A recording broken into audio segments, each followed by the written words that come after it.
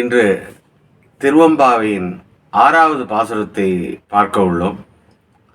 தோழிகள் தூங்கிக் கொண்டிருக்கின்ற தோழியை பார்த்து பாடுவதாக இந்த பாடல் அமைந்துள்ளது.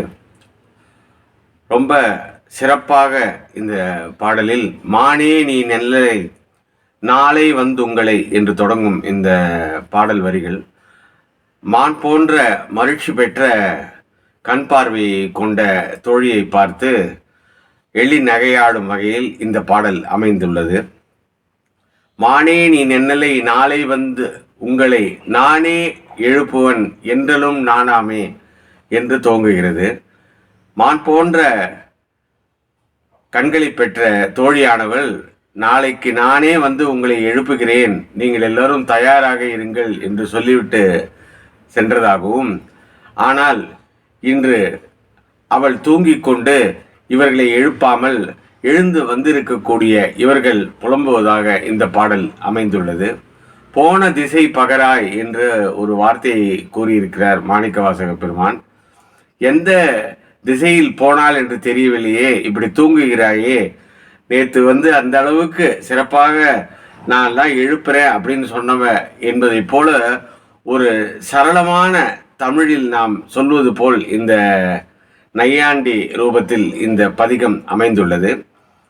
எப்படிப்பட்ட சிவபெருமானானவர் வானோர் என்று சொல்லக்கூடிய தெய்வங்களால் வழிபடக்கூடியவர். இவன் நிலன் என்று சொல்கிறார்.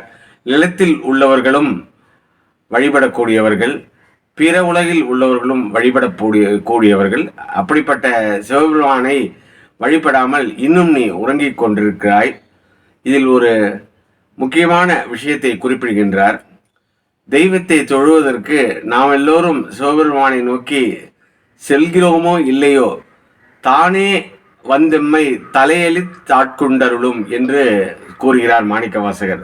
தாமாக முன்வந்து, எப்படி இந்த காலத்தில் நாம் கோர்ட்டில் சொல்கிறோமோ, தாமாக முன்வந்து தலையெளி தாட்கொண்டருளும் சிவபெருமான் என்று அவர்களுடைய கழல்களை போற்றுவதற்காக வானே நிலனே பிறவே அறிவறியான் என்று குறிப்பிடுகிறார்.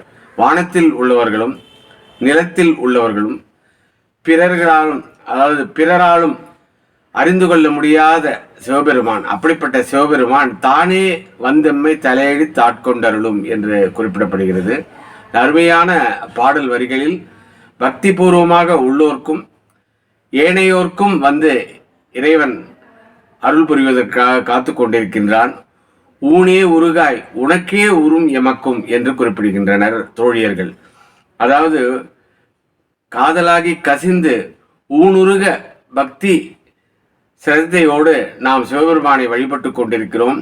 வான்வார் கழல் பாடி என்று சொல்லி சிவபெருமானின் திருப்பாதங்களை, அவருடைய கழல்களை பாடி நாமெல்லாம் இங்கே வழிபாடு செய்து கொண்டிருக்கிறோம்.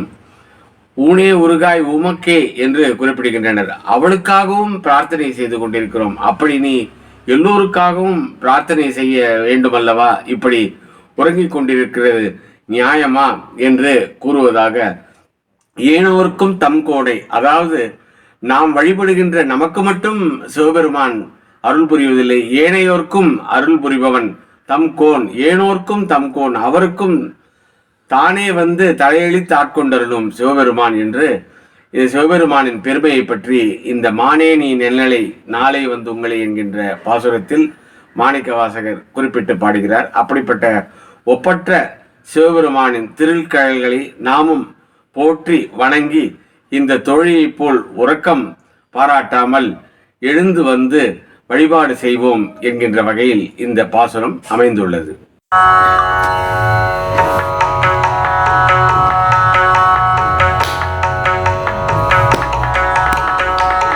மானே நீ நென்னலை நாளை வந்து உங்களை, மானே நீ நென்னலை நாளை வந்து உங்களை நானே எழுப்புவன் என்றலும் நானமே போன திசை பகர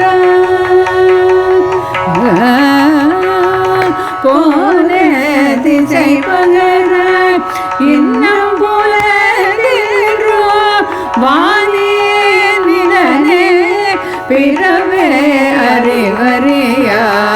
தானே வந்து உன்னை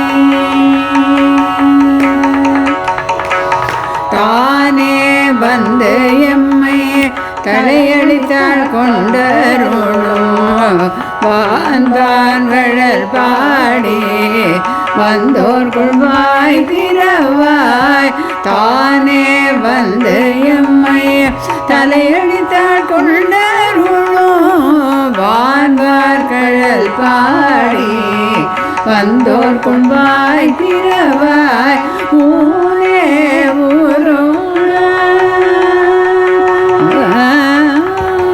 ஊனே ஊருங்க உனக்கே உருங்கெவர்க்கும் ஏனோர்க்கும் தமோகானை ஏனோர்க்கும் தமோகானை பாடேனோர்